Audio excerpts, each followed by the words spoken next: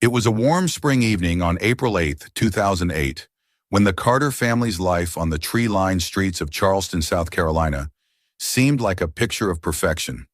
Their home, a grand colonial-style mansion on the prestigious Rutledge Avenue, was a symbol of status and success. Neighbors admired the impeccably maintained lawn, the shining black shutters, and the ivy that elegantly climbed the white brick facade. Every detail of the house spoke of wealth and stability, much like the Carter family's public image. But behind the gleaming windows and perfect landscaping, the reality was far from idyllic. Nia Carter, 37, appeared to live the dream. On the surface, she was the quintessential Southern housewife, polished, charming, and always well-dressed. She was often seen hosting charity events, leading the local women's groups, and maintaining the impeccable appearance of her home. Her neighbors would compliment her on her gracious hospitality and elegant style. But for those who looked closely, there were cracks in this carefully curated image. Nia spent long hours alone in the mansion, wandering through the grand hallways like a ghost in her own home. The isolation gnawed at her, feeding an emptiness that had been growing for years. Behind her composed exterior, Nia harbored a dark history that few knew about. She had come from a troubled past, one marked by unhealthy relationships and an obsessive nature that she had never truly escaped. The lavish life with Ethan offered her security but no emotional fulfillment. Her days became a cycle of meaningless activities, designed to maintain the image of a perfect wife, while deep inside she was haunted by her unresolved desires and inner turmoil. Ethan Carter, 53, was a highly successful attorney, known for his sharp mind and cool demeanor in the courtroom. However, his professional success came at the cost of his personal life. Ethan was emotionally distant, completely absorbed by his career. He left the house early in the morning and often returned late at night, spending more time in his office or on business trips than with his family. His relationship with Nia had grown cold, and the passion they once shared had faded into a daily routine of polite conversations and brief interactions. His focus was on maintaining their wealth and social status, leaving Nia to face the emotional void on her own. Their home, while grand and stately, felt empty. The long dining table where they used to share meals together had been left unused, as Ethan frequently worked late and Nia dined alone. The laughter and conversation that once filled the rooms had disappeared, replaced by silence and distance. But the perfect illusion was further shattered with the arrival of Jamison Carter. At 23, he was Ethan's son from his first marriage, a tall and athletic young man who had recently returned from his service in the Army. Jamison had always been distant from his father, growing up mostly with his mother after Ethan's first marriage ended. But after several years of drifting, Jamison moved back in with his father in early March 2008, hoping to find some direction in his life. Jamison's presence in the house immediately created tension. He was a stranger to Nia, and his relationship with Ethan was strained. They were two men who had never really known each other, and now they were forced to cohabit the same space. Jamison struggled to find his place in this world of privilege and wealth that felt foreign to him. He spent most of his days aimlessly around the house, trying to figure out his next steps, while Nia watched him from a distance, initially with curiosity and later with something far more dangerous. As spring unfolded, the tension in the Carter household simmered beneath the surface. Nia, lost in her emotional isolation, began to find herself inexplicably drawn to Jamison. What started as polite conversation between strangers sharing the same house slowly evolved into something more intense. Ethan remained oblivious, too consumed by his career to notice the growing connection between his wife and son. The mansion, once a symbol of their perfect life, now stood as a silent witness to the secrets that were beginning to unfold inside its walls. By mid-April 2008, the relationship between Nia and Jamison had already taken a dangerous turn. What began as an unexpected attraction soon spiraled into a complex web of manipulation and obsession. Nia, emotionally starved and desperate for connection, quickly became infatuated with Jamison. In her mind, he was the escape she had longed for, the passionate, unpredictable force that could rescue her from the numbness of her marriage to Ethan. But Jameson, having recognized her vulnerability, saw an opportunity to exploit her weaknesses for his own benefit. It was during the week of April 21st, 2008, when Nia first realized that something had shifted. Jameson had begun spending more time out of the house, often leaving without explanation. His absence left Nia restless, her mind swirling with thoughts of him. She found herself constantly checking her phone, waiting for a message or a call that never came. When he was around, his once playful flirtations were replaced with distance and coldness. He avoided her gaze, kept conversations short, and no longer lingered in the quiet corners of the house where they used to share whispered secrets. For Nia, the shift was unbearable. Jameson, meanwhile, had begun to see the situation with increasing clarity. At 23, he was no stranger to difficult relationships, having struggled through his own turbulent past.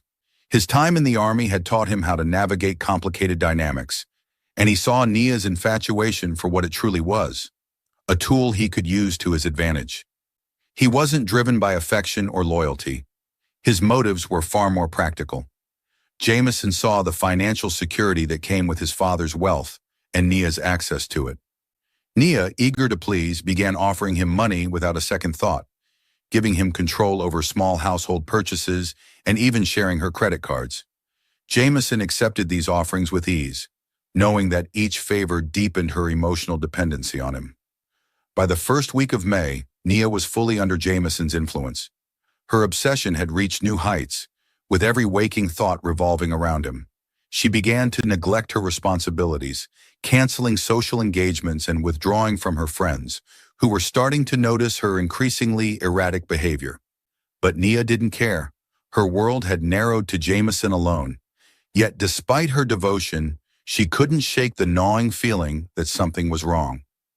On May 5th, 2008, she decided to confront Jameson after noticing his growing distance. That evening, after Ethan had left for a late business meeting, she approached Jameson in the living room.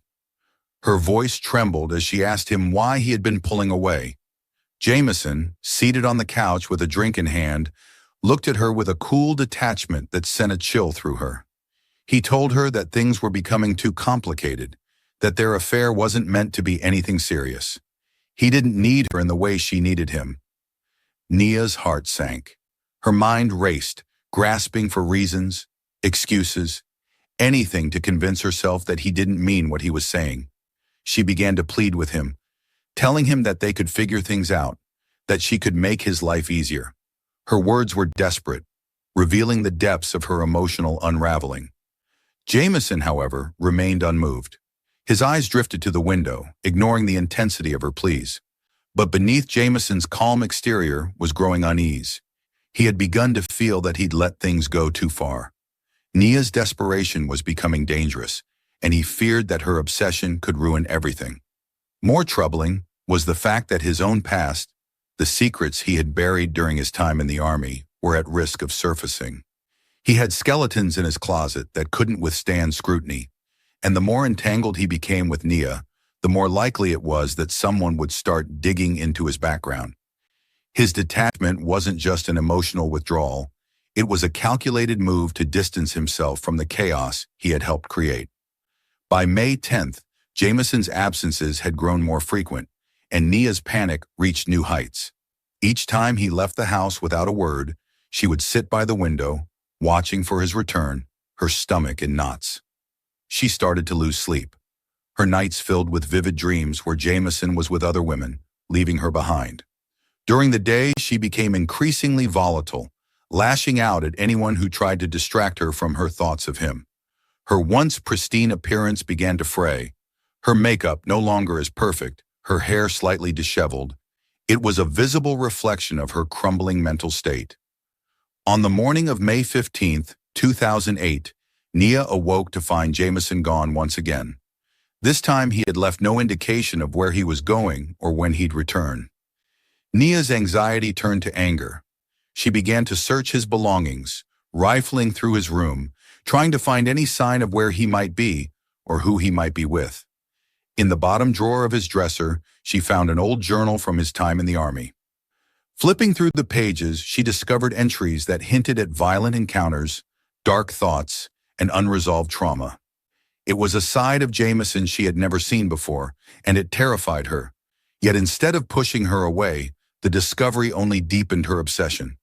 In her mind, she believed that she could save him, that her love could heal the darkness within him. But Jameson had already made up his mind. He needed to escape before things spiraled further out of control. What he didn't realize was that Nia was already beyond saving. Her obsession had taken hold, and she wasn't going to let go that easily. By mid-May 2008, Nia's growing obsession with Jameson took a darker turn as she began to uncover fragments of his past that terrified her.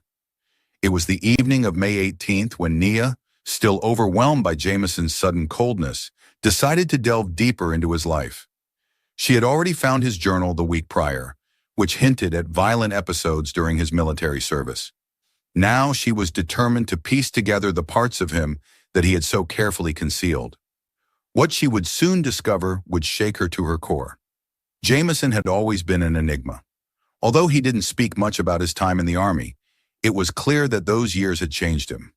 Nia noticed it in the way he moved, sometimes cautiously, as if always on edge, and in the way his eyes would darken whenever the topic of his service was brought up.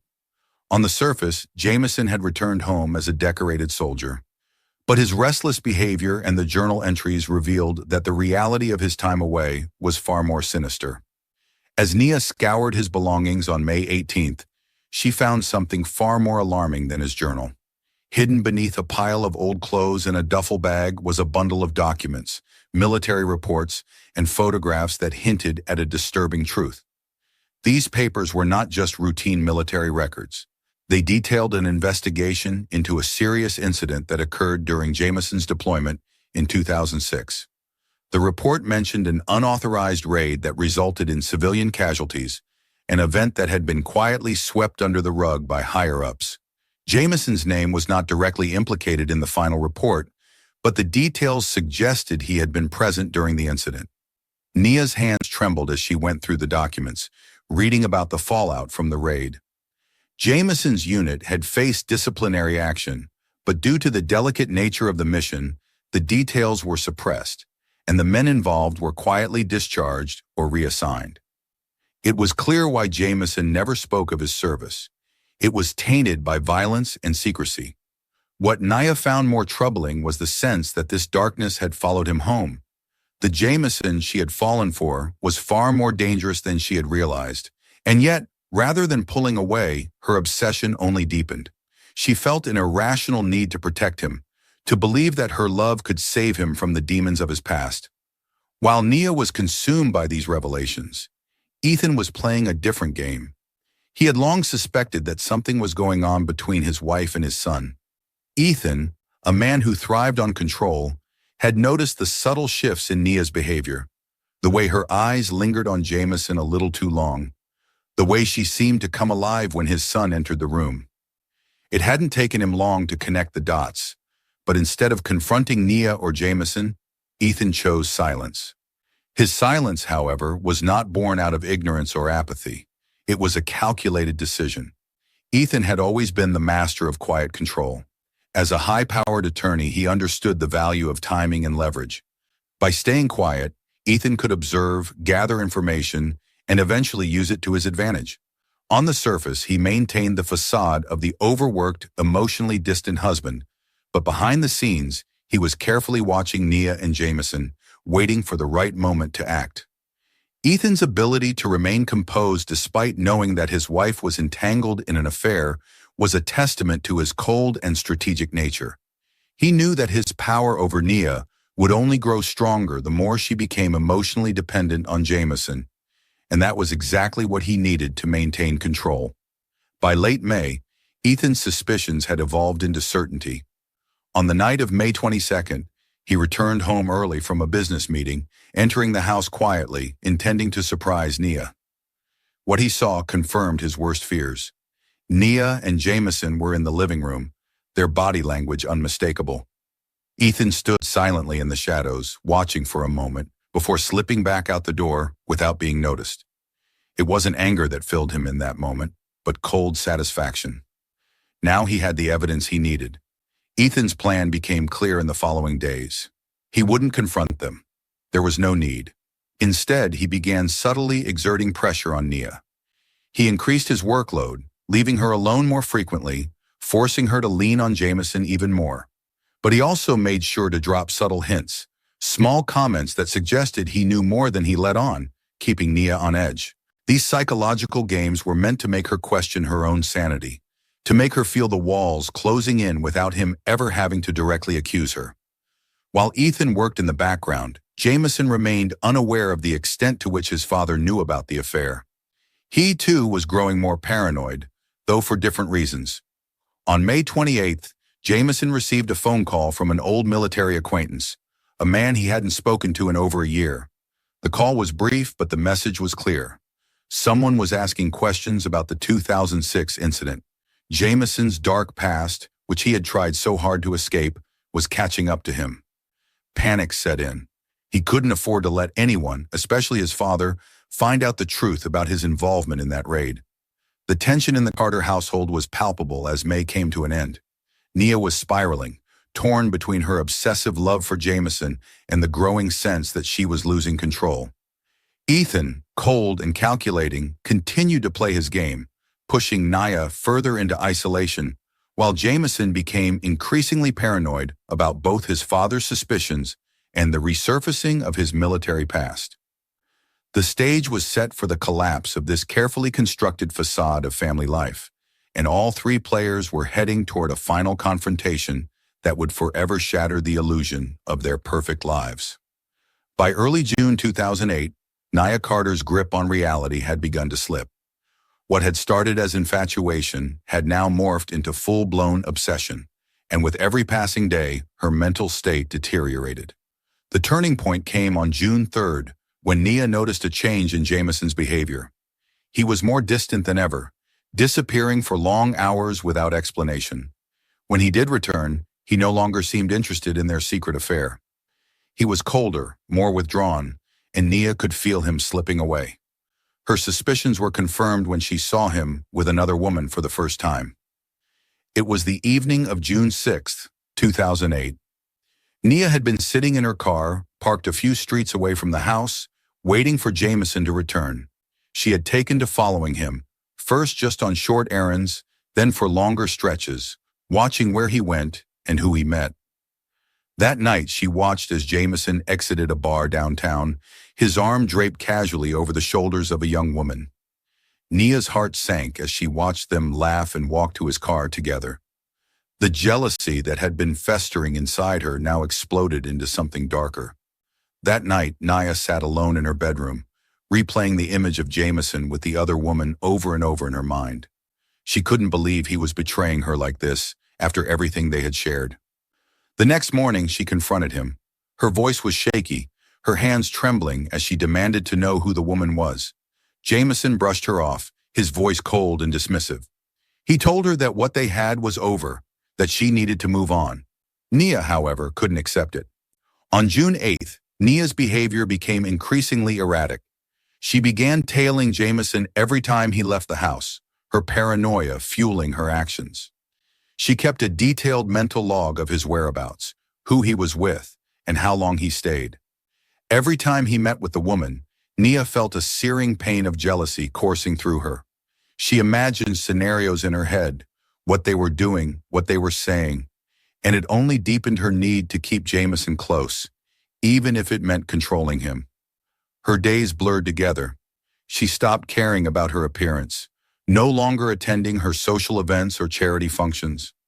By mid-June, her friends had noticed her absence, but Nia avoided their calls. Her focus was entirely on Jameson. Time seemed to slip away from her. She couldn't tell one day from the next. She would wake up with her mind already racing, obsessed with where Jameson was and what he was doing. When Ethan came home from work, she barely spoke to him. She was living in a different world, a world where nothing mattered except Jameson. June 14, 2008, marked the day when Nia began losing her sense of time and reality altogether. She spent hours sitting in her car, parked outside the coffee shop Jameson frequented. She would see him sitting with the woman, their heads close together, and in those moments, Nia's memory of their own affair would blur with the present. She began to question whether their relationship had ever been real. Had she imagined it all? The vivid memories she had of their time together now seemed distant, almost like a dream. She couldn't tell if what she was remembering had actually happened or if it was a product of her own mind.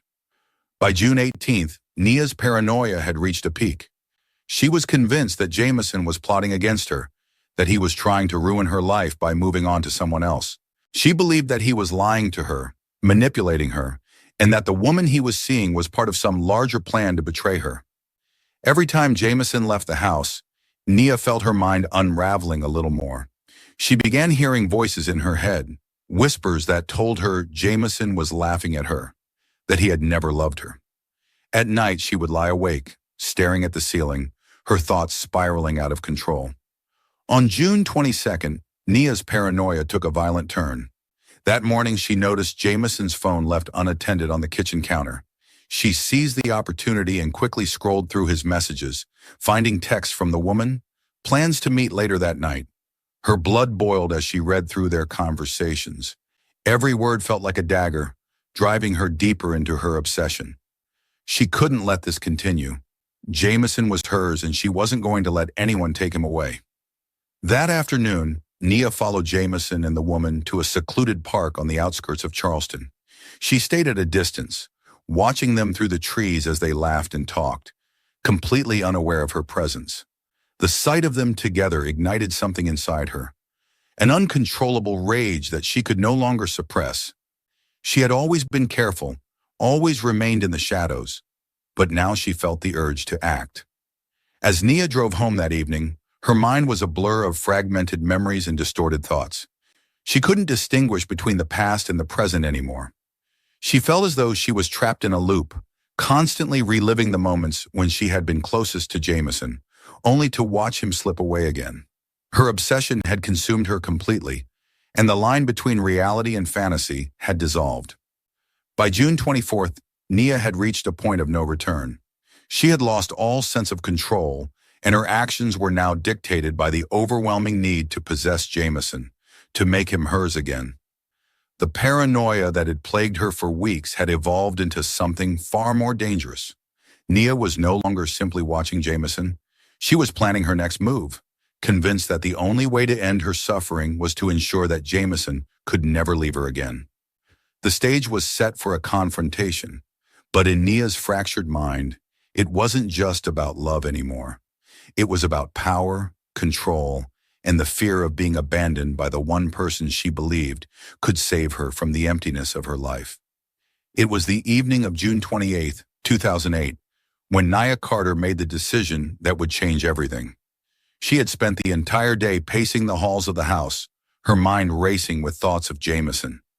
Every moment felt like an eternity, as if time itself had slowed down to torture her. She hadn't seen him all day, and the fear that he was with the other woman gnawed at her insides. That night, she could no longer bear the silence. She had to confront him, to make him understand that they were meant to be together, no matter what. At 9:15 p.m., Nia heard the sound of Jameson's car pulling into the driveway. Her heart raced as she watched him walk toward the garage, his posture casual, as if nothing in the world could disturb him. But for Nia, this was the moment of truth. She followed him into the garage, her footsteps almost silent as she approached him. The cool summer air hung heavy with tension, the sound of crickets faint in the background. Jameson didn't notice her at first, too absorbed in checking his phone. When he finally looked up, surprise flickered across his face. "What are you doing out here?" he asked, his tone indifferent. But Nia wasn't deterred. Her eyes were wide, filled with a desperation that Jameson hadn't seen before. "We need to talk," she said, her voice tight with emotion. Jameson sighed, pocketing his phone and crossing his arms. He knew what this was about, and he was already tired of the conversation before it even began. "Nia, we've been over this," he said firmly. "It's done. It's over." But Nia shook her head, stepping closer. "No, it's not," she insisted. "It can't be over. You can't just walk away from this. Walk away from me." Jameson's expression hardened. "I already have," he replied coldly. "It was just a fling, Nia. You need to move on." Her heart twisted at his words, and for a brief moment, she felt like she couldn't breathe. This wasn't the Jameson she knew, the man who had shared secret moments with her, who had made her feel alive again. In that moment, something inside her broke. She reached out, grabbing his arm, her fingers digging into his skin. "Please," she begged, her voice trembling. "Don't leave me. I need you. We can make this work." Jameson pulled his arm free, his face contorted with frustration. "You're not listening," he snapped. "This was never going to be anything more than it was. I don't love you, Nia. I never did." Those words hit her like a physical blow. Her mind reeled, and in the split second that followed, something deep within her psyche shifted.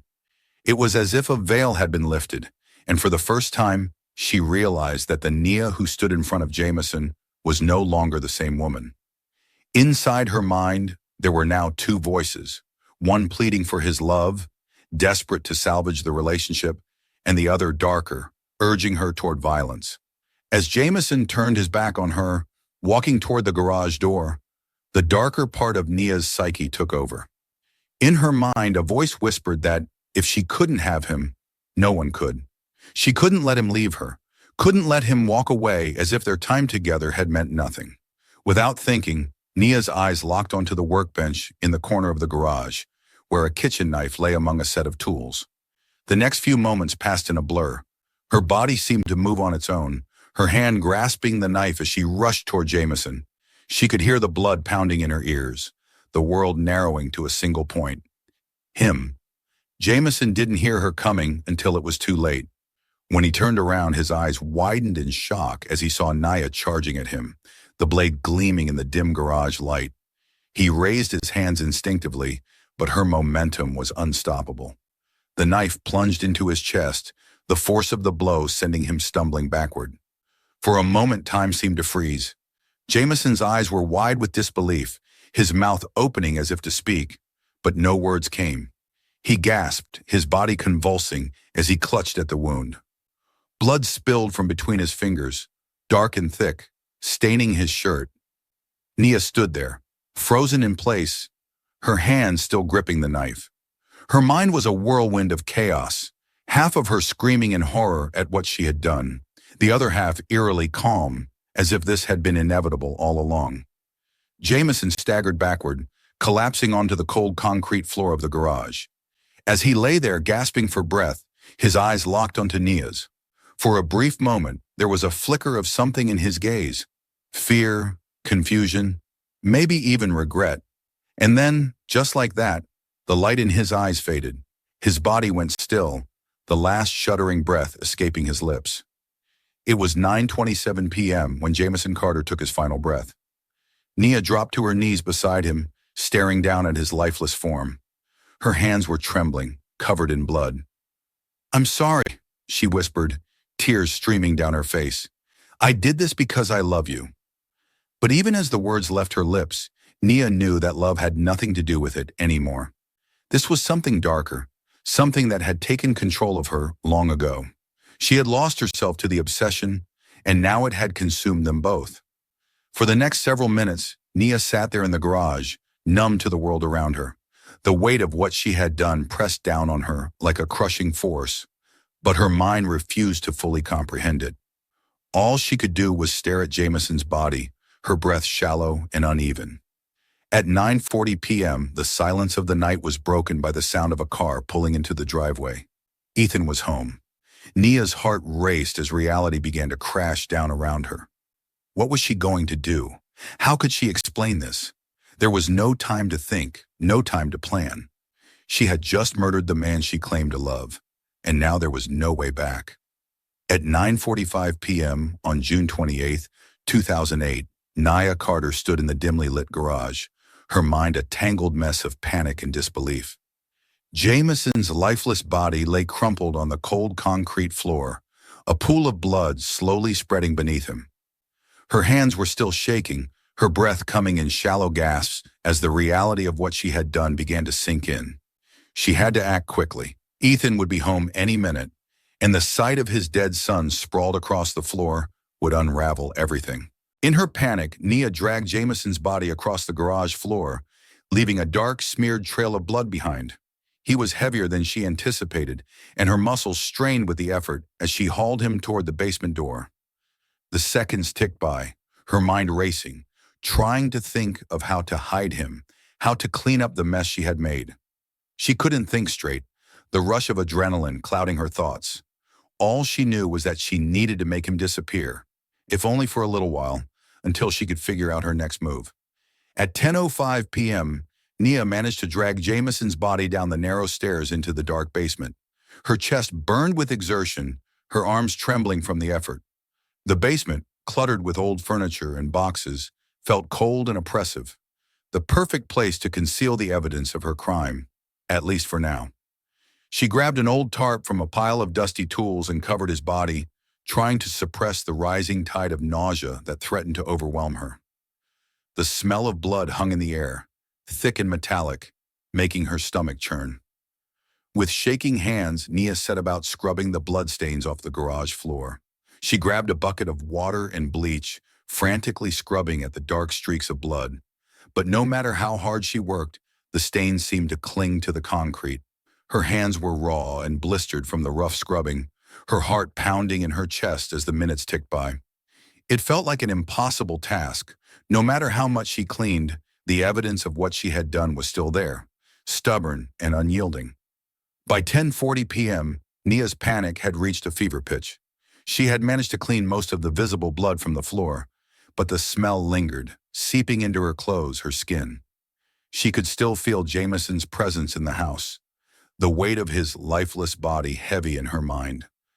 Her paranoia began to spiral out of control. Every sound, the creak of the floorboards, the hum of the refrigerator, made her jump, convinced that someone would walk in at any moment and discover the truth. She couldn't shake the feeling that Jameson was still there, watching her from the basement, his cold eyes staring up through the floorboards.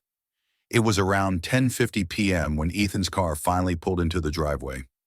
Nia froze, her heart skipping a beat as the sound of the garage door opening echoed through the house. She wiped her hands on her jeans, trying to steady her breathing, but her pulse was racing. She had only just finished hiding the worst of the evidence, but the house still felt tainted, as if the walls themselves held the secret of what she had done. Ethan stepped inside at 10:55 p.m., immediately sensing that something was off. The house was too quiet, too still. He glanced around, his sharp eyes taking in the state of disarray. Nia was sitting in the kitchen, her back rigid, her hands clasped tightly in her lap. She barely looked at him as he entered, her eyes darting toward the garage door, where the faintest trace of a bloodstain still lingered. "Where's Jameson?" Ethan asked, his voice calm but edged with suspicion. Nia's heart raced. She could feel the walls closing in around her mind scrambling for an answer, but her mouth felt dry, her words stuck in her throat. He went out," she managed to stammer, her voice weak and unconvincing.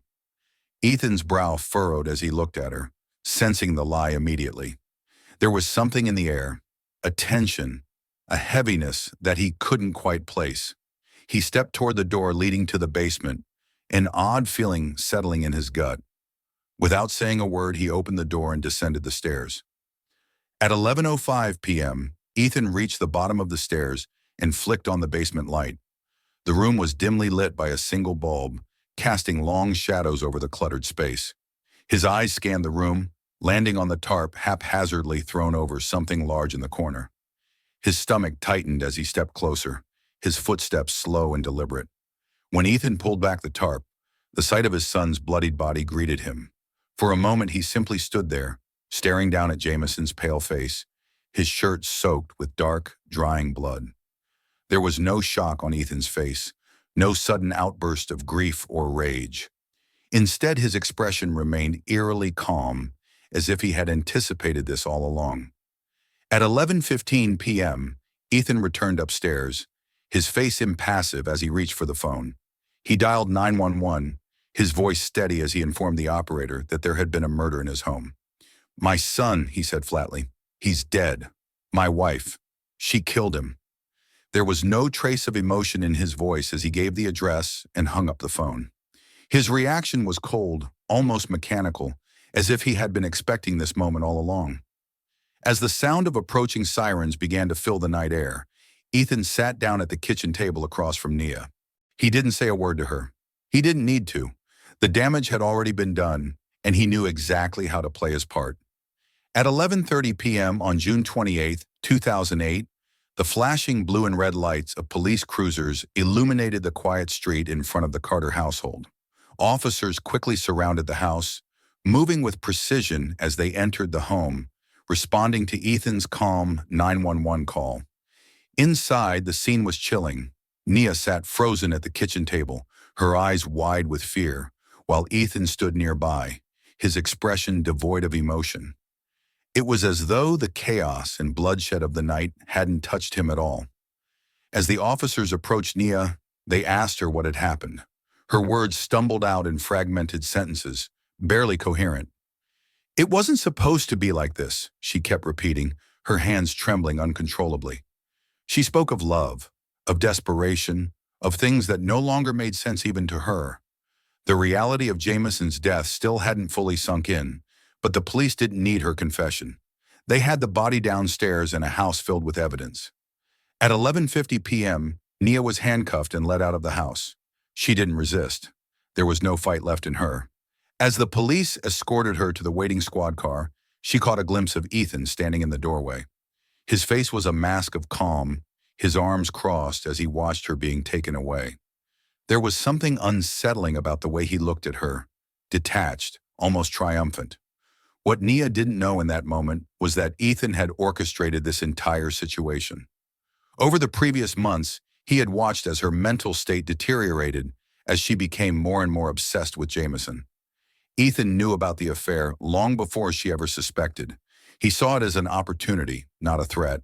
Nia's instability was something he could use, and he had done exactly that.